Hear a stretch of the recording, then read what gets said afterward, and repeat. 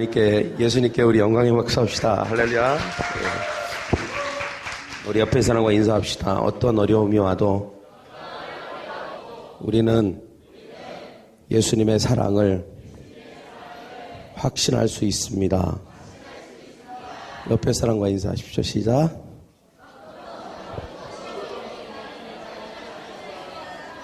할렐루야. 말씀 보겠습니다. 누가복음 4장 1절부터 4절까지 보겠습니다. 누가복음 4장 1절부터 4절. 누가복음 4장 4장입니다. 4장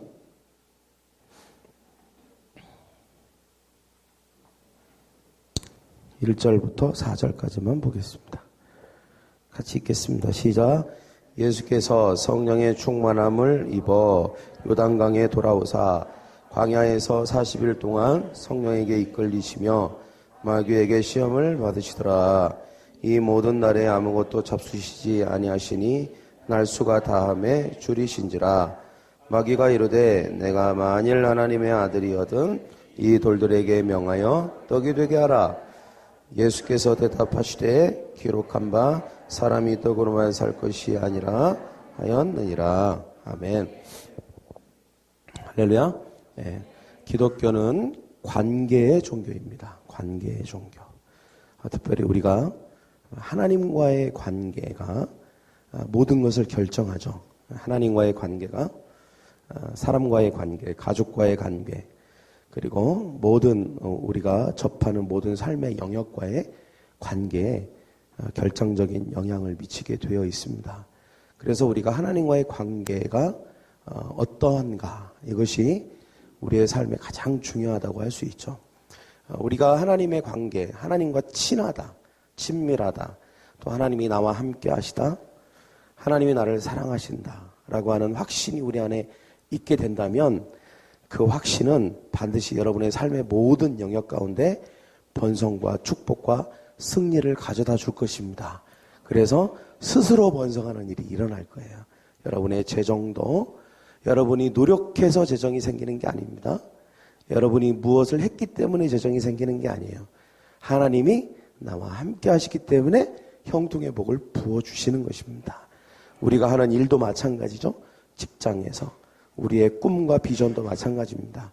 하나님이 나와 함께 하심으로, 하나님이 나를 사랑하심으로 우리의 삶을 기름 부어 주셔서 우리가 번성이 일어나고, 그리고 축복을 받게 되고, 그리고 승리를 하게 되는 성공적인 인생을 살게 된다고 할 수 있습니다.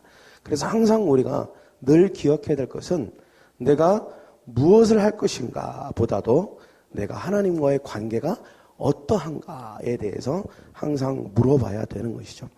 우리가 하나님의 축복의 삶, 하나님께서 내게 두신 비전과 그리고 꿈을 성취하는 삶을 이루는 데 있어서 항상 모든 것이 활짝 열려 있지는 않습니다. 하나님과의 나와의 관계가 중요하지만 또 관계가 반드시 친밀하다고 모든 것이 다 착착착 잘 진행되는 것은 아닙니다. 항상 우리가 알아야 될 것은 하나님의 계획에는 그것을 방해하고 막아서는 사단의 계획도 함께 있다는 것을 우리는 알 수 있는 것입니다. 하나님이 우리의 삶을 축복하고자 하는 계획을 가지실 때 사단도 역시 우리의 삶을 막아서고 우리를 무너뜨리려고 하는 계획을 동시에 갖는다고 하는 것입니다. 예수님의 생애를 우리가 잘 살펴보면 예수님을 무너뜨리기 위한 이런 사단의 주요한 공격들을 우리는 쉽게 발견할 수 있습니다. 예수님이 태어났을 때에 사단은 어떠한 공격을 했습니까? 베들레헴에서 아기들을 대량으로 살상하고 학살하는 그런 사건을 일으켰습니다. 그때 천사가 요셉과 마리아에게 계시하셨죠. 애굽으로 피신해라. 그래서 요셉이 그 음성을 듣고 즉시로 애굽으로 피신했던 것입니다. 우리가 이 말씀, 이 사건을 통해서 알 수 있는 중요한 것이 있습니다. 그것은 요셉은 즉시 일어나서 마리아와 아기 예수님을 나귀에 태우고 수백 킬로가 떨어진 곳으로 즉시 갔다는 것입니다. 하나님의 말씀에 순종하는 것이 얼마나 중요한지를 우리에게 일깨워주는 사건이라고 할 수 있습니다. 또 하나의 사건은 회당에서 예수님이 말씀을 전하셨을 때에 사람들이 회당에서 예수님을 끌고 나와서 벼랑에 떨어뜨리려고 했던 사건입니다. 이 역시도 사단이 예수님을 위해하고 예수님을 죽이고 예수님을 방해하려고 했던 사건이라고 할 수 있습니다. 또 한 번은 갈릴리에서 풍랑이 일었습니다. 그때 사단은 귀신들을 통해서 풍랑을 일으켰죠. 그때 예수님과 제자들은 예수님은 아니었지만 제자들은 두려움에 떨었고 마치 죽을 것 같은 위협을 당했습니다. 그때 예수님께서 일어나셔서 귀신들을 향해서 풍랑아 잠잠하라 라고 하셨을 때 모든 풍랑이 잠잠해졌다는 것입니다. 여러분, 만약에 예수님께서 그렇다면 사단에게 예수님은 언제부터 정말로 실제적인 위협이 되셨을까요? 물론 예수님이 태어나셨을 때부터 예수님 위협적인 존재였습니다. 그러나 정말 예수님이 실제적인 위협이 되는 순간이 있었습니다. 그것은 바로 예수님이 요한에게 세례를 받으실 때입니다. 예수님은 죄가 없으신 분이었죠. 그러나 예수님은 스스로 요한에게 세례받기를 청했습니다. 이것은 죄사함, 회개의 세례인 것입니다. 회개라고 하는 것은 우리가 하나님으로부터 반대되는 방향으로 가다가 하나님을 향하여서 우리의 방향을 틀어 하나님께로 가는 것을 말하는 것입니다. 많은 사람들이 하나님과의 관계가 끊어졌습니다. 죄로 인해서. 그러나 그들이 하나님 앞에서 그들의 죄를 회개하고 고백할 때에 하나님께서는 요한을 통해서 회개의 세례를 베풀어 주셔서 그들을 축복하시고 그들을 하나님의 자녀로 삼아 주셨던 것입니다. 그래서 예수님께서는 바로 이 회개의 세례를 스스로 받기를 자청하셨죠. 그때 예수님이 그 회개의 세례를 받으셨을 때 하나의 사건이, 하나의 어떤 일이 일어났습니다.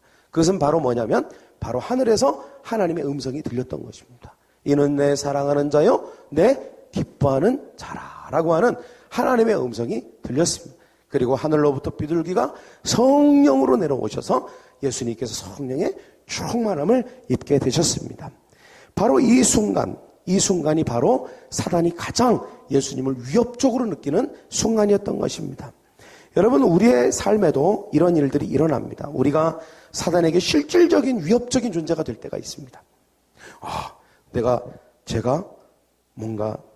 제가 위협적으로 느껴진다. 사단이 그렇게 생각할 때가 있다는 것이죠. 그것은 언제입니까? 우리가 사단의 묶임, 사단의 종됨으로부터 우리가 모든 사슬을 끊고, 죄의 사슬을 끊고 우리가 하나님의 축복의 계획 안에 들어갈 때입니다. 하나님의 자녀가 될 때인 것입니다. 하나님이 기뻐하는 자, 하나님을 섬기고 하나님을 예배하고 하나님과 함께하는 삶을 살게 될 때, 그때 사단은 우리를 굉장히 위협적인 존재로 느끼게 된다는 것입니다. 그리고 이것은 비로소 우리가 하나님의 축복과 승리의 삶을 살게 될 존재라는 것을 말하게 되는 것이죠. 그렇기 때문에 사단은 위협적으로 그것을 느끼게 되는 것입니다. 왜냐하면 그 사람 한 사람만 그런 승리와 축복의 삶을 사는 게 아니라 그 사람을 통해서 수많은 사람들이 동일하게 모든 사단의 묶임으로부터 끊고 하나님의 축복의 승리의 삶을 살게 될 것임을 알게 되기 때문에 그렇습니다. 그 사람이 하나님의 뜻에 대한, 하나님의 나라에 대한, 이 세상에 대한 비전을 갖게 될 것을 두려워하기 때문에 그런 것입니다. 그래서 영적인 자녀가 되는 순간 사단은 긴장하게 되는 것이죠.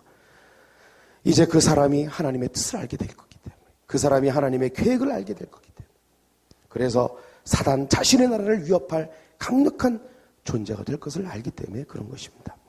예수님은 세례를 받으심으로 성령의 충만함을 받으셨습니다. 예수님에게는 굉장히 급진적인 변화가 일어난 것입니다. 그때 성령께서는 예수님을 어디로 이끄십니까? 바로 사역의 현장으로 이끄시나요? 바로 축복의 현장으로 이끄시나요? 바로 축복의 통로를 흘려보낼 수 있는 현장으로 이끄셨습니까? 그렇지 않습니다. 오늘 성경에 보면 그때 그 순간, 가장 사단에게 위협적인 존재가 되는 그 순간, 하나님의 사랑을 듬뿍 받았던 그 순간 성령님께서는 예수님을 광야로 이끄셨다는 것입니다. 광야로. 그래서 사단에게 시험을 받도록 내어주셨다는 것입니다.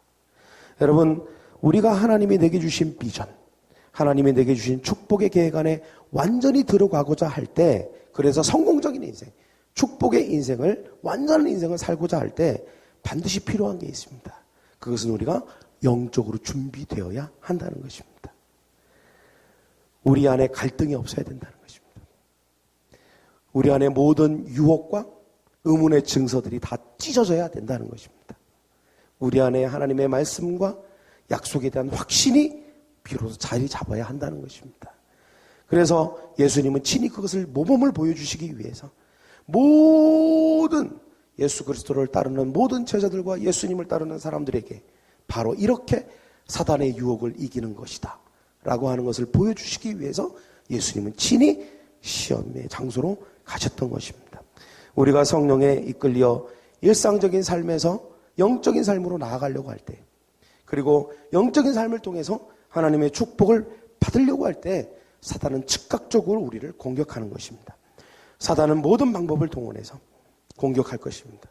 우리가 영적으로 높은 곳에 올라가려고 할 때, 그래서 하나님의 축복을 받을 수 있는 완벽한 준비가 되기 전에 사단은 그 직전에 우리를 넘어뜨리려고 하고 우리를 쓰러뜨리려고 하는 것입니다. 하나님께서 우리에게 특별한 무슨 일을 하시려고 할 때, 그때 보통 사단은 그의 졸개들과 함께 우리의 주변에 머문다는 사실을 우리는 알아야 하는 것입니다. 왜 그렇습니까? 우리가 요주인물이 되는 것입니다. 우리 옆에 있는 사람을 향해서 얼굴을 바라보면서 얘기해 주십시오. 당신이 사단에게 요주인물이 된 것입니다. 저는 이 말씀을 생각하면서 각 영화가 떠올랐어요. 영화에 보면 감옥에 갇힌 사람들 또는 어떤 노예가 된 사람들을 그리고 있는 영화가 있습니다.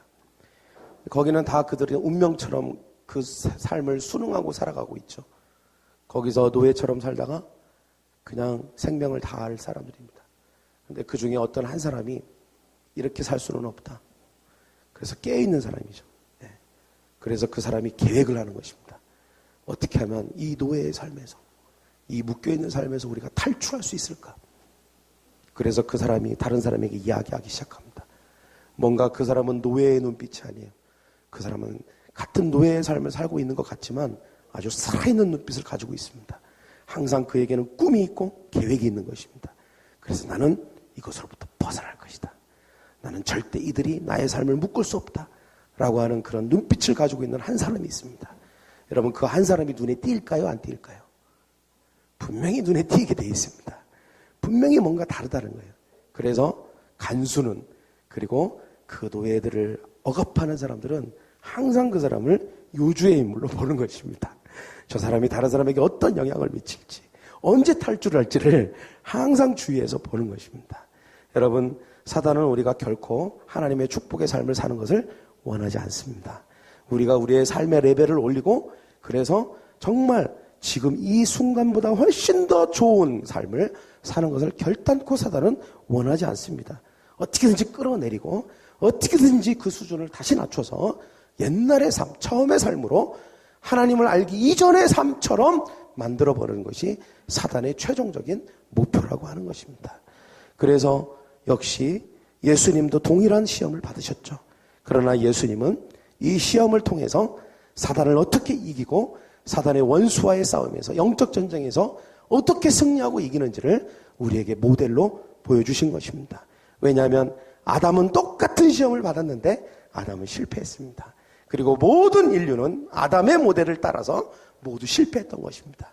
그러나 예수님은 하나님의 아들로서 우리에게 승리의 모델을 보여주신 것입니다. 우리가 예수님의 모델을 따라갈 때 우리는 승리할 줄 믿습니다. 할렐루야. 여러분, 우리가 이때 중요한 것이 있습니다. 그것은 바로 우리가 대가를 지불해야 한다는 것입니다. 여러분, 우리가 영적 싸움을 벌여야 된다는 것이죠. 이것은 결코 쉬운 일이 아닙니다. 물론 사단은 우리에게 이야기합니다. 굳이 이렇게 대가를 지불할 필요가 있겠냐, 굳이 이렇게 희생을 치를 필요가 있겠냐는 식으로 우리를 유혹할 것입니다. 그러나 우리가 기꺼이 대가를 지불하고 이 영적인 시험과 사단의 공격을 우리가 이긴다면, 그래서 말씀에 대한 순종의 열매를 맺는다면 하나님은 우리를 놀라운 축복과 번성과 그리고 승리를 우리에게 주실 줄 믿습니다. 보통은 우리가 마음의 결단을 합니다. 그래, 내가 이 원수의 공격을 이겨야지. 나는 승리할 수 있어. 그래서 우리가 이번에 제주도를 갔다 왔잖아요. 14명이. 하나님이 너무 큰 은혜를 주시고 아주 특별한 리더 컨퍼런스였습니다. 다들 성령의 충만함을 받아갖고 왔습니다. 비전으로 충만해지고, 그리고 우리 안에 결단함이 생겼습니다. 어떤 결단이냐면 내가 이전과 똑같은 삶을 살지 않겠다. 절대로 나는 지금까지 했던 그대로의 삶을 유지하지 않겠다. 이 모든 틀을 다 깨버리고 더 높은 레벨의 삶을 살기로 결단을 했습니다. 할렐루야. 자기 일이 아니라고 별로 기뻐하지 않는 것 같습니다. 이럴 때 박수 한번 쳐주셔야 돼요. 그래서 삶의 스타일을 바꾸고 하나님에 대한 태도를 바꾸고 내가 지금까지 해왔던 모든 답습했던 것들을 다 버려버리고 하나님 앞에 완전히 새로운 모습으로 나가기로 결단을 했습니다. 여러분 지켜봐 주시기 바랍니다. 할렐루야. 근데 문제는 뭐냐? 우리가 그렇게 하려고 할 때 분명히 대가를 지불해야 된다. 대가. 아무것도 안 하고 아무런 대가 지불 없이 희생 없이 되는 게 아니라는 것이죠. 때로는 우리의 잠을 줄여야 될 필요가 있습니다. 때로는 우리의 피곤함을 이겨야 될 필요가 있습니다. 때로는 여러 핍박과 어려움이 우리에게 있을 수 있습니다. 때로는 우리가 어떤 분명한 대가를 지불해야 될 필요가 있다는 것이죠. 그런데 우리가 그것을 계속하지 못할 때는 우리가 대가를 지불하는 것은 굉장히 실제적이고 측량 가능한 것입니다. 여러분 생각해 보십시오. 여러분 사랑하는 애인을 위해서 대가를 지불할 때 실제적입니까? 안 실제적입니까? 실제적이에요. 20만 원짜리 보석을 반지를 탁 사갖고 그 사랑하는 애인에게 선물할 때는 20만 원이라는 실제적인 가치가 확 들어옵니다. 돈 20만 원. 벌벌벌벌 떨면서 하잖아요. 대가를 지불할 때는요. 우리가 그것이 애매모호하지 않습니다. 절대로. 확실해요. 대가 지불하는 것은. 하나님 앞에 헌신한다? 분명합니다. 아침에 내가 하나님과 친밀한 교제를 나누고 하나님과 함께하고 하나님의 말씀 중심으로 산다? 이것을 위한 대가 지불은요. 모호하지 않습니다. 분명해요. 아침 6시에 일어나야 되고요. 평상시보다 1시간에서 1시간 반 빨리 일어나야 되고요. 아침을 먹기 전에 배고파도 그것을 참고 해야 되고요. 그리고 잠을 이겨야 되고요. 이런 대가 지불이 분명한 거예요. 모호하지 않습니다. 비실제적이지 않아요. 아주 실제적입니다. 그래서 우리는 이 실제적인 대가를 지불할 때 굉장히 힘들어합니다. 그런데 그에 비해서 왜 이 대가를 지불하는 것이 계속되는 게 어렵냐? 우리에게 그 순종의 열매, 즉 대가 지불에 따른 보상이 때로는 되게 비실제적으로 느껴질 때가 있습니다. 되게 비실제적으로 느껴지는 거예요. 피부에 와닿지 않는다는 것입니다. 잘. 여러분 내가 애인에게 20만 원짜리 선물을 바로 준다고 그 다음날 20만 원짜리 선물이 오는 게 아닙니다. 그렇지 않습니까? 할렐루야? 내가 여러분 신학기 때 우리 태량이 400만 원이에요. 등록금이. 400만 원을 내가 지금 낸다고 400만 원어치에 뭐가 학교로부터 나오는 게 아닙니다. 계속해서 400만 원, 400만 원, 400만 원, 400만 원을 4년 내내 갖다 때려 부어야 됩니다. 그때 고민이 일어납니다. 고민이. 내가 이 400만 원씩 계속 내면서 학교를 다녀야 되나? 이 투자에 대한 보상은 비실제적입니다. 돌아오는 게 당장 없는 것처럼 느껴져요. 그렇다고 여러분 학교를 그만둬야 되겠습니까? 만약에 그렇다고 학교를 그만두는 사람이 있다면 여러분 축하해 주시겠습니까? 야, 너 맞다. 너의 희생과 대가 지불은 아주 쓸데없고 가치없는 일이었어. 네가 그만두는 게 맞아. 나는 너를 축하한다. 이렇게 조언해 주는 친구가 진정한 친구일까요? 그렇지 않습니다, 여러분. 여러분, 대가는 실제적이지만 그에 따른 순종의 열매와 하나님의 축복과 그리고 번성과 하나님이 우리에게 주시는 놀라운 은혜는 때로는 비실제적으로 느껴질 때가 있어요. 당장은 느껴지지 않아요. 그래서 내가 이것을 계속 하는 것이 힘들 때가 있습니다. 이게 과연 내가 계속 하는 게 의미가 있을까? 정말 하나님 이걸 통해 나를 축복하실까? 내가 매일매일 큐티하고 말씀 읽고 기도하고 예배드리고 주일날 안 빠지고 그렇게 노력하면서 우리 여기 있는 성구 형제를 또 예를 또 한번 들어볼까요? 우리 성구 형제 대단한 것 같아요. 마음에 결심을 했잖아요. 내가 문을 닫고 예배를 드리겠다. 미용실을. 이 결심을 하고 지금 예배를 드리고 있는 거잖아요. 그 전까지는 얼마나 갈등이 일어났겠어요. 그죠? 그리고 그게 완전히 내 마음에 확신으로 올 때까지 얼마나 갈등이 일어났겠어요. 아니면 어쩜 지금 갈등하고 있을지도 모르죠. 내가 이렇게 계속 하는데 매출이 팍팍팍팍 올라야 되는데 어떨 때는 올랐다가 내렸다. 이거 내가 계속 예배 드리는 게 맞나? 아니면 그 시간에 깎고 있는 게 맞나? 뭐 이런 갈등할 수 있지 않습니까? 실제적인 고민 아니에요. 우리의 고민 아닙니까? 네. 그런 고민을 우리는 분명히 가지고 있다는 것입니다. 근데 이 고민은 우리가 하나님의 축복과 하나님은 우리에게 주시는 것들에 대해서 우리가 다 알지 못하기 때문입니다. 여러분, 우리 하나님은 좋으신 분입니다. 할렐루야. 우리가 상상하고 우리가 예상할 수 있는 그 어떤 것보다도 더 많은 것을 우리에게 준비하시고 예배해 주시고 우리에게 주실 수 있는 분이십니다. 할렐루야. 하나님은 우리가 10년 동안 하지 못하는 일을 단 하루에도 우리에게 행하실 수 있는 분이십니다. 그렇기 때문에 우리는 인내함으로 믿음으로 우리가 대가를 지불하고 하나님 앞에 나아가야 하는 것이죠. 많은 사람들이 자기만 희생한다고 생각합니다. 자기에게 초점이 맞춰지는 거죠. 그래서 원래의 삶으로 돌아가는 사람들이 참 많이 있습니다. 사단이 시험할 때 그 시험을 이기지 못하는 것입니다. 사단은 때로는 친구들이나 또는 비그리스도인들이나 내가 잘 아는 가족들이나 이런 사람들을 통해서 너의 대가가 아주 불필요하고 아주 무가치하고 어떠한 열매도 어떠한 보상도 없는 거라고 때로는 우리에게 말할 때가 있습니다. 네가 그렇게 하나님 앞에 예배드린다고, 네가 그렇게 하나님 앞에 헌신한다고, 네가 그렇게 비전을 쫓아가고 그리고 그렇게 매일매일 아침마다 큐티하고 기도한다고 너에게 뭐가 올 줄 아느냐? 쓸데없는 짓이다 라고 말할 때가 있습니다. 여러분, 우리는 그 음성을 들으면 안 될 줄 믿습니다. 하나님의 음성을 들어야지 하나님이 아닌 다른 음성을 들으면 안 되는 것입니다. 하나님 우리에게 말씀하십니다. 내가 너를 축복하노라. 할렐루야. 예. 그래서 여러분, 우리는 그 말에 동의할 수 없는 것이죠. 여러분, 예수님 이전에 사단은 아담과 하와를 비롯해서 수많은 사람들을 이렇게 유혹했습니다. 그들의 비전과 꿈, 하나님의 축복을 받지도 못하도록 유혹한 것입니다.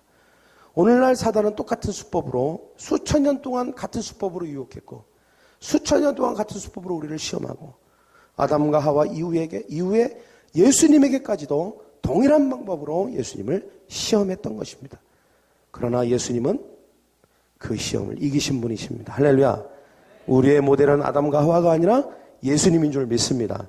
우리는 예수 그리스도의 영을 받은 사람들입니다. 예수 그리스도의 DNA가 우리 안에 있는 것입니다. 그래서 우리가 예수님이 하셨던 것처럼 예수님을 따라가면 우리도 모든 시험을 이기고 승리하고 축복받을 줄 믿습니다. 자, 그러면 사단의 시험이 무엇입니까? 세 가지가 있지만 오늘은 한 가지만 나누기를 원합니다. 첫째는 바로 누가복음 4장 3절에 있는 말씀이죠. 기록된 바 마귀가 이르되 내가 만일 하나님의 아들이여든 이 돌들에게 명하여 떡이 되게 하라 라고 하는 시험입니다. 여러분, 이 시험의 핵심이 무엇입니까? 이 시험의 핵심이 무엇입니까? 배고픔을 참지 말고 먹어라. 이게 핵심일까요? 이 시험의 핵심은 내가 만일 하나님의 아들이여든입니다. 내가 만일 하나님의 아들이여든. 의심이죠. 의심. 뭐에 대한 의심입니까? 여러분, 예수님이 이 광야의 시험을 받기 직전에 무슨 일이 있었습니까? 세례를 받으셨죠. 세례를 받으실 때 하나님으로부터 무슨 음성을 들었습니까? 이는 내 사랑하는 아들이요 내 기뻐하는 자라 라고 하는 하나님의 말씀을 들었습니다. 예수님이 그 말씀을 듣고 성령이 충만해 주셨다고 했어요. 이게 무슨 말입니까? 그 말씀에 대한 확신입니다. 그 말씀에 대한 100%의 믿음을 가졌을 때 하나님의 영이 예수님을 가득 채운 것입니다.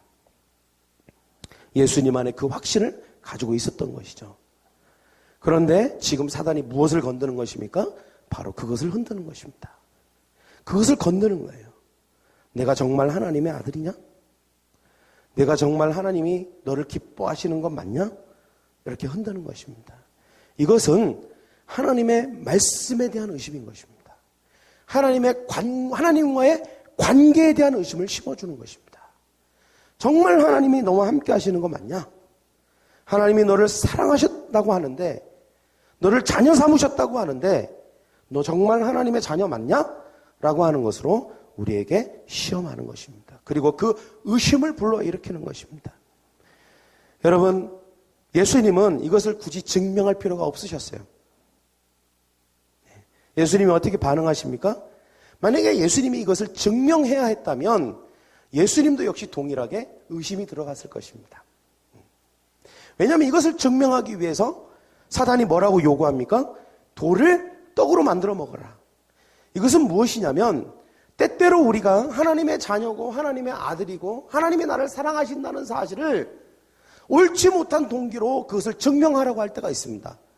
때때로 그것은 죄를 짓는 것으로 우리를 증명할 때가 있어요. 하나님이 나를 사랑하신다고? 그렇다면 하면서 내가 가지 말아야 될 것을 가는 것입니다. 내가 하지 말아야 될 것을 그냥 해버리는 것입니다. 그러면서 마치 그것이 하나님이 나를 사랑하시니까 라고 하는 것으로 합리화시킬 때가 있다는 거예요. 여러분, 분명히 여러분, 돌을 떡으로 만들어 먹는 일은 잘못된 일입니다. 자연의 섭리를 거스르는 일이고, 그리고 이기적인 목적으로 하나님의 모든 질서를 깨트리는 일이죠. 그런데 사단이 그것을 요구하고 있는 것입니다. 네가 하나님의 자녀 맞다면 한번 하나님의 말씀을 어기고 한번 해봐라. 네가 하나님의 자녀로서 얻은 권세를 잘못된 동기로라도 한번 사용해봐라. 이렇게 우리에게 요구하고 있는 것입니다. 그래서 우리는 때때로 사단이 우리에게 그런 시험을 할 때가 있죠. 잘못된 동기로 하나님 앞에 구할 때가 있죠. 성경에 보면 정욕을 위해서 하나님 앞에 우리가 구할 때가 있다는 것입니다. 구할 때가 있다는 거예요. 하나님, 저 사람이 나를 미워하는데 저 사람 다리가 똑 부러지게 해주십시오. 이런 겁니다. 이런 것은 우리가 하나님이 원하시는 게 아니죠. 그리고 또 이 사단이 우리에게 하는 시험이 무엇입니까? 하나님이 하라고 하는 것을 한번 해보지 말아라. 이런 것입니다. 하나님이 하라고 한 것을 한번 해보지 말아라. 네가 정말 하나님의 아들이거든 이라고 하는 것은 네가 정말 하나님의 아들이라면 네가 하나님의 아들 맞냐라고 하면서 우리에게 의심을 심어주는 거야. 하나님 너 사랑하지 않는다. 하나님은 너 자녀, 너를 자녀라고 생각하지 않는다. 그러니까 굳이 하나님이 하라고 하는 거 그렇게 착실하게 지키지 말고 그냥 어겨봐라. 네가 어겨보면 알 거 아니냐라고 하는 식으로 우리에게 말하고 있는 것이죠. 여러분, 이때 예수님께서는 그것을 굳이 증명함으로 사단의 말에 동의할 필요가 없었습니다. 예수님이 그것을 만약에 요구한 것을 그대로 증명했다면 예수님 또한 그 마음 가운데 의심이 들어가게 된 것입니다. 예수님이 사단에 대해서 이렇게 말씀하시죠. 사람이 떡으로만 사는 것이 아니라 하나님의 입에서 나오는 말씀으로 사는 것이다. 이 말씀은 무엇입니까? 하나님의 약속, 하나님의 말씀, 하나님의 자녀됨, 하나님의 말씀이면 충분하다. 저를 따라해볼까요? 하나님의 말씀이면 충분하다. 아니, 이미 하나님이 나를 사랑하신다고 했는데, 이미 하나님이 나를 기뻐하신다고 했는데, 내가 방금 전에 들었는데 그거를 뭐 나한테 왜 그런 걸 증명해보라고 하냐? 나는 그거면 충분하다 이거예요. 충분하다. 굳이 그것을 증명할 이유를 못 느끼겠다. 나는 그것을 증명하지 않겠다. 너의 요구를 내가 따르지 않겠다. 내가 하나님의 자녀가 된 것을 증명하라고 하는 너의 요구. 그래서 나 이기적인 목적으로 내가 하나님 앞에 뭔가를 구하지 않을 것이다. 그리고 나는 하나님이 나에게 하라고 한 것을 굳이 내가 그것을 하지 않으므로 내가 하나님이 나를 사랑하시나? 라고 하는 것을 굳이 내가 증명해 보이지 않겠다. 하나님이 나를 사랑하시는 거 맞다. 하나님은 나를 기뻐하시는 거 맞다. 나는 그 말씀을 믿는다. 이 말씀이 충분하다. 그리고 나는 너의 말을 무시하겠다. 나는 증명할 필요를 못 느끼겠다. 이렇게 분명하게 말씀하신 것입니다. 할렐루야. 예. 굳이 여러분 우리는 하나님의 비전, 하나님이 우리를 축복하실 거야 라고 하는 하나님의 꿈, 하나님의 축복 이런 것을 시험해 보기 위해서 이렇게 해보지 하나님이 하지 말라고 한 것들을 굳이 할 필요 없습니다. 또 우리가 잘하고 있는 것들을 벗어나서 우리가 하나님으로부터 멀어지거나 하나님이 싫어하시는 것을 시도할 필요가 없다는 것입니다. 여러분, 우리도 마찬가지입니다. 우리가 축복의 삶으로 나아가고 영적인 축복과 비전을 성취하고 번성과 승리의 삶으로 나타내려고 할 때 사단이 하는 일이 있습니다. 우리를 의심하게 하는 것입니다. 끊임없이 우리에게 의심을 심어주고 우리를 유혹하는 것입니다. 너에게 주신 하나님의 비전, 말씀, 축복의 말씀, 언약의 말씀, 번성과 승리를 주실 거라는 말씀, 그리고 너를 통해서 이 모든 것을 이루어 줄 거라는 말씀, 과연 정말일까? 과연 정말일까? 정말 너는 승리할 수 있을까? 계속해서 우리에게 유혹하는 것입니다. 한번 확인해 볼까? 저를 한번 따라해 한번 확인해 볼까? 한번 확인해 볼까? 아닐 수도 있잖아. 그런 거예요. 여러분 제가 좀 실제적인 예를 들어볼까요? 우리가 하나님의 말씀을 매일 읽고 큐티하고 예배하고 그러면 하나님 우리에게 평안을 주십니다. 확신을 주세요. 어떤 어려움에도 그것을 이길 수 있는 능력을 주십니다. 권능이 생기고 하나님이 모든 어려움에 대한 대비책을 주십니다. 그 순간순간 하나님이 우리를 삶을 인도하시고 하십니다.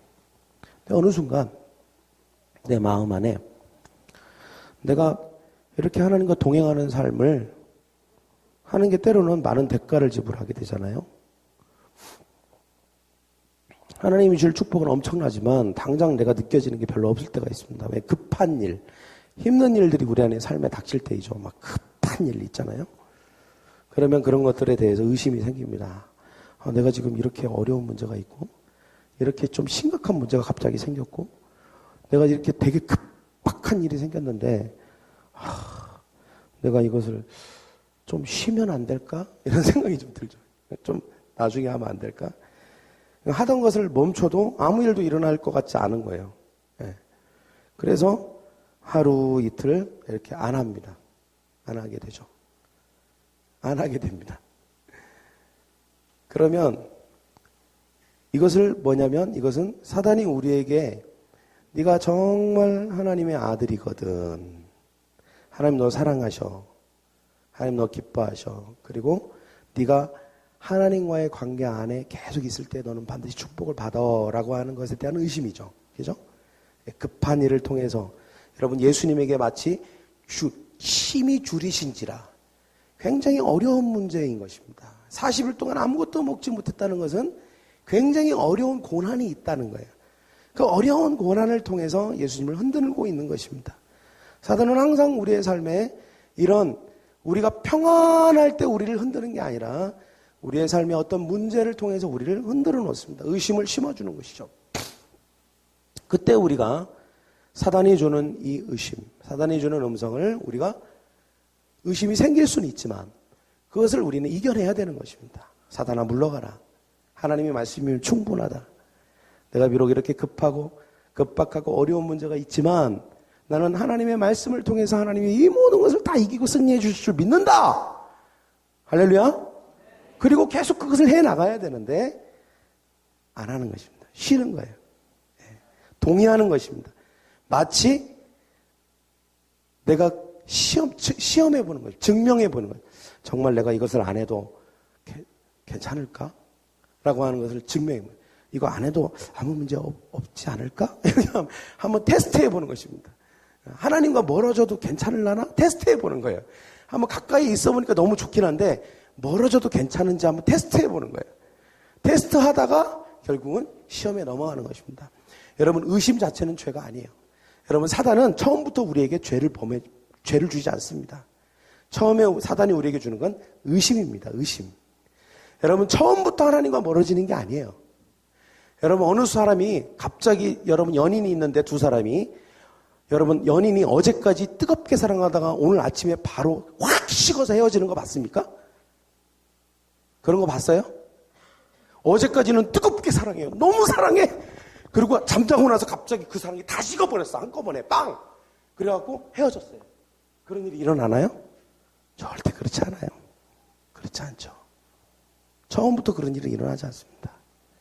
점점 멀어지는 것이죠. 그러다 보니까 어느덧 보이지 않게 되는 거예요. 어느덧 너무 멀어져서 가까이 할 수 없는 것입니다. 여러분 아담과 하와가 처음부터 하나님을 배반했나요? 아니에요. 사단이 쓴 전략이 뭡니까? 하나님이 정말 그렇게 말씀하셨니? 이거예요. 하나님이 정말 그렇게 말씀하셨니? 의심을 심어주는 거예요. 여러분 그 의심이 올 때 우리는 아니야. 하나님이 정말 그렇게 말씀하셨어. 이렇게 해야 되는데 하와가 뭐라고 합니까? 하와가 잘 모르는 거예요. 잘 모르는 거예요. 긴가 민가. 그러면서 그 안에 하나님의 말씀을 곡해하는 것이죠. 그래서 결국은 그 안에 의심이 들어온 것입니다. 자, 여러분 처음부터 팍 따먹었나요? 하나님의 말씀 어겼습니까? 아니에요. 의심이 들어오고 나서 하나님의 말씀을 어긴 거예요. 하지 말라고 하는 걸 하는 것입니다. 여러분 항상 사단은 우리에게 먼저 의심을 심어줍니다. 어떤 의심입니까? 하나님의 말씀에 대한 확신을 희석시키는 것입니다. 하나님이 너를 정말 사랑하실까? 때로는 어려움이 생기면 이런 생각이 들지 않습니까? 그래요, 안 그래요? 어려움이 생기면, 재정적으로 어렵고 힘들면 우리 안에 이런 생각이 딱, 하나님 나를 사랑하시나? 왜 나한테 이런 일이 자꾸 일어날까? 여러분 거기까지는 괜찮습니다. 그런 생각할 수 있어요. 그렇지만 그때 우리는 분별해야 됩니다. 이것이 어디서부터 온 생각인가? 그때 우리가 누구의 음성을 딱 들어야 되냐면 예수님처럼 세례받을 때의 음성을 들어야 되는 것입니다. 이는 내 사랑하는 자요 내 기뻐하는 자라. 그때 우리에게 들려야 될 음성은 힘들고 어려울 때 사단이 우리에게 주는 하나님 너를 정말 사랑하시는 것 같니? 너 정말 하나님의 자녀니? 라고 하는 음성이 아니라 아니야! 하나님의 말씀이면 충분해. 그 말씀 하나님 나를 사랑하셔. 나는 하나님의 자녀야. 하나님이 나는 축복받을 거라고 말씀하셨어. 이 어려움 과정이야. 이 어려움 난 이길 수 있어. 믿음으로 극복할 거고 말씀으로 극복할 거야. 나는 승리할 거야. 확 하고 선포하는 순간 사단은 물러가는 것입니다. 할렐루야. 예, 성경에 보면 예수님이 뭐라고 합니까? 사단아 물러가라. 사람이 떡으로만 살 것이 아니라 하나님의 말씀으로 사는 것이다. 주 여호와 너희 하나님만을 섬겨라. 주 하나님을 시험하지 말라 하니 그때 사단이 물러간지라 그랬어요. 예. 여러분 사단이 여러분의 삶에 계속 곁에 있도록 하지 마십시오. 여러분이 계속해서 하나님의 말씀에 대한 확신이 흔들리고 있다면, 하나님에 대한 믿음이 흔들리고 있다면, 하나님이 여러분과 함께하고 있다는 게 흔들리고 있다면, 하나님이 옆에 안 계시면 다른 것이 내 옆에 와 머무르고 있는 것입니다. 우리가 그 모든 것을 물리칠 수 있는 것은 하나님의 말씀, 하나님이 나와 함께함에 대한 확신인 줄 믿습니다. 할렐루야. 여러분 예수님은 말씀으로 사단의 의심을 떨쳐내셨습니다. 사단의 의심과 공격을 떨쳐낼 수 있는 유일한 무기가 무엇입니까? 말씀이에요, 말씀. 그래서 매일 우리는 하나님의 말씀을 읽어야 되는 것입니다. 매일매일 주님의 말씀을 읽고 큐티하고 묵상해서 주님의 말씀으로 매일매일 사단이 공격하는 그 사단의 유혹을 이기고 의심을 떨쳐내야 되는 것입니다. 그리고 매일매일 기도해야 되는 것입니다. 사단의 의심과 공격을 이기고 하나님의 부름, 하나님의 번성, 하나님의 축복과 승리, 이것을 우리는 취해야 될 줄 믿습니다. 그럴 때 말씀으로 우리는 보호받을 수 있습니다. 기도를 통해서 하나님의 영이 우리를 보호하고 우리의 삶을 유지시켜 주시고 거룩하게 하시고 그리고 우리에게 권능을 주시고 계속해서 우리의 삶이 번성하도록 하시고 좋아지게 만드시는 것입니다. 여러분, 제가 여러분에게 선포합니다. 여러분의 삶이 계속 좋아지고 있습니까? 할렐루야. 우리의 삶은 계속 좋아질 줄 믿습니다. 그러나 좋아지는 것은 반드시 조건이 있다는 것입니다. 우리가 하나님의 말씀과 기도를 통해서 하나님이 나와 함께 하시고 하나님이 나를 사랑하신다는 믿음과 확신이 흔들리지 않게 될 때 우리의 삶은 계속 좋아질 것입니다. 여러분의 삶이 나빠지고 있습니까? 이유가 있는 것입니다. 뭔가 계속해서 문제가 생기고 계속 나빠지고만 있습니까? 한 번 있는 시험이 아니라 계속 점점 더 나빠지고 있습니까? 그렇다면 여러분, 우리가 이 삶을 점검해 봐야 되는 것입니다. 모든 사단의 의문의 증서와 의심을 다 몰아내야 되는 것입니다. 우리 안에 확신이 들어와야 되는 것입니다. 할렐루야. 여러분, 매일매일 큐티를 통해서 하나님의 약속을 확인하고 매일매일 생명의 떡을 공급받고 매일매일 기도를 통해서 나를 향한 주님의 계획과 비전을 믿기를 간절히 소망합니다. 그럴 때 우리가 항상 의심 없이 이 말씀에 순종할 때 하나님 우리를 축복해 주시는 줄 믿습니다. 여러분, 사단은 하나님의 자녀된 우리가 지극히 세상적인 필요와 육체적인 필요에만 집중하도록 만듭니다. 예. 돌이 떡이 되게 하라. 여러분, 돌은 생명이 있는 겁니까? 없는 겁니까? 생명 없는 거에 자꾸 주목하게 만들어요. 그죠? 예. 생명이 없는 거예요, 돌은. 그죠? 생명이 없는 것입니다. 여러분, 이 세상에 때로는 우리의 육신의 필요를 채우기 위한 것들이 참 많이 있습니다. 육신적인 생명은 줍니다. 그러나 여러분, 우리가 육신의 필요만 채웠다고 우리가 생명을 얻는 건 아닙니다. 우리는 영적인 존재, 혼적인 존재이기 때문에 우리의 영혼이 말라 비틀어져 가고 있다면 우리는 결코 생명력 있는 삶을 살 수가 없습니다. 그래서 우리에게 필요한 것은 하나님의 말씀인 거예요. 사람이 떡도 필요합니다. 그러나 떡으로만 살 수는 없는 것입니다. 뭐가 필요합니까? 하나님의 살아있는 말씀, 진리의 말씀, 생명의 말씀이 우리 안에 반드시 있어야 되는 것입니다. 우리의 세상적 필요와 육신적 필요를 채우기 이전에 영적 필요가 채워지지 않았다면 우리의 생명은 죽은 것과 다름이 없는 것입니다. 여러분, 우리가 하나님의 말씀이면 충분한 것입니다. 하나님의 말씀이 내 안에 있다면, 하나님의 말씀이 내 안에 충만하다면, 확실히 내 안에 있다면 그 외의 세상적 필요는 따라오는 것입니다. 할렐루야. 우리가 말씀이 아닌 떡으로만 살게 되는 가장 중대한 실수를 범해서는 안 되는 것입니다. 여러분, 하나님이 우리에게 말씀으로 확증해 주신 것들을 붙드십시오. 매일 자녀됨의 확신을 가지셔야 됩니다. 절대 이게 흔들리면 안 돼요. 나는 하나님의 자녀다. 제가 얼마 전에 기도할 때도 하나님이 저에게 딱 말씀하시는 거예요. 이는 내 기뻐하는 자, 이는 내 사랑하는 자라. 그 말씀을 떠올리면서, 선진아, 내가 너 사랑하는 거 알지? 내가 너를 기뻐하는 거 알지? 저는 그 순간 눈물이 나왔어요. 그 어떤 것도 필요치 않더라고요. 만족함이 생기는 거예요. 만족함. 머리 끝부터 발끝까지 만족함이 생기는 것입니다. 할렐루야. 진정한 세상의 만족은 돈으로 채워질 수 없습니다. 여러분, 이 세상에 어떤 성공을 거둬도 그것은 공허함이 있는 것입니다. 그러나 하나님이 나를 사랑하시는구나, 하나님이 나를 기뻐하시는구나, 여기에 진정한 만족이 있는 줄 믿습니다. 할렐루야. 예. 여러분, 우리는 누가 뭐래도 사람들이 사람들을 부추겨갖고 우리에게 막 의심을 심어주고 그런다 할지라도 우리는 절대 의심하지 않을 것입니다. 사람들이 너 그 확신 뭘로 증명할 건데, 정말 그렇다면, 그런 존재라면 너에게 줬다는 능력으로 그걸 증명해봐 라고 할지라도 우리는 절대로 어떤 영역에 있어서도 그것을 굳이 증명할 필요가 없는 것입니다. 왜냐하면 하나님은 말씀으로 우리에게 이미 확증해 주셨기 때문에 그렇습니다. 사랑하는 성도 여러분, 하나님은 우리를 하나님의 자녀로 부르셨습니다. 할렐루야. 축복의 자녀로, 번성의 자녀로, 승리의 자녀로 부르신 것입니다.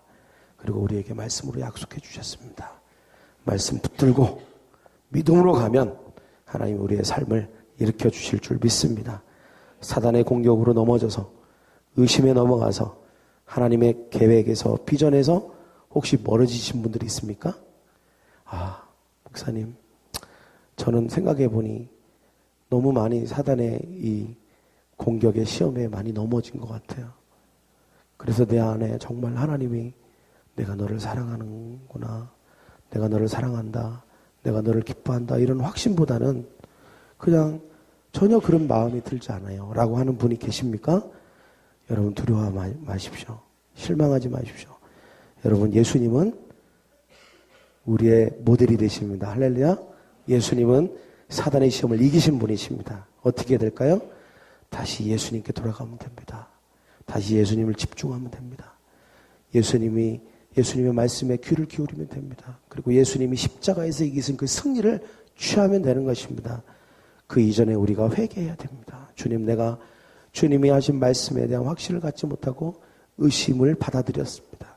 사단의 유혹을 내가 받아들였습니다. 주님, 나의 부족함을 용서해 주시고 나의 잘못된 선택을 용서해 주십시오. 그리고 주님, 나를 새롭게 하여 주시옵소서. 그때 주님이 말씀으로 우리를 정화시키시고 보혈로 우리를 정화시키셔서 완전히 새로운 사람으로 만들어 주시는 줄 믿습니다. 마치 어제 봤던 사람을 오늘 기억하지 못하는 것처럼, 마치 처음 보는 사람처럼 주님이 우리를 보아주신다고 주님이 약속해 주셨습니다. 주님은 우리를 용서하시는 분이시고 우리를 받아주시는 분이십니다. 여러분, 그 어떤 것도 사단은 우리를 넘어뜨릴 수 없습니다. 하나님의 자녀로서 영적인 절망감, 의심의 구렁텅이에 빠져있는 분들도 여러분, 모든 의문의 증서를 예수 그리스도 안에서 찢으십시오. 그리고 이제 올바른 방향으로 갈 수 있습니다. 축복의 삶을 살 수 있습니다. 할렐루야. 여러분, 승리할 것입니다. 할렐루야. 네. 할렐루야. 옆에 있는 사람에게, 하나님은 당신을 사랑하십니다. 당신은 하나님의 기뻐하는 자입니다. 이것이면 충분합니다. 할렐루야. 네, 우리 다 같이 일어납시다.